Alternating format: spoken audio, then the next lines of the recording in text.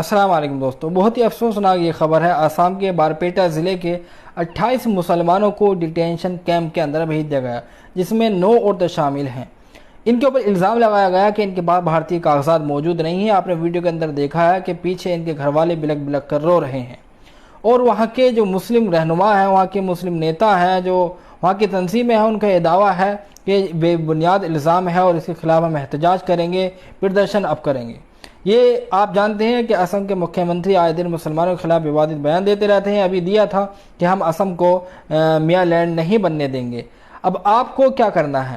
آپ کو یہ کام کرنا کہ ویڈیو کے زیادہ سے زیادہ شیئر کریں، کیونکہ یہ بہت بڑا کہ ظلم ہے مسلمانوں کے خلاف۔ ایک مورچہ پھر سے کھول دیا گیا ہے، پھر سے مسلمانوں کو پرتاڑت کیا جا رہا ہے آسام کے اندر۔ اس لیے شیئر کریں تاکہ ہر ایک کے پاس یہ ویڈیو پہنچے اور آواز بلند ہو اور ان کی مدد ہو سکے، اور دعا کریں کہ اللہ ہماری سب کی حفاظت فرمائے۔ اور آخر میں مجھے فالو بھی ضرور کر لیں۔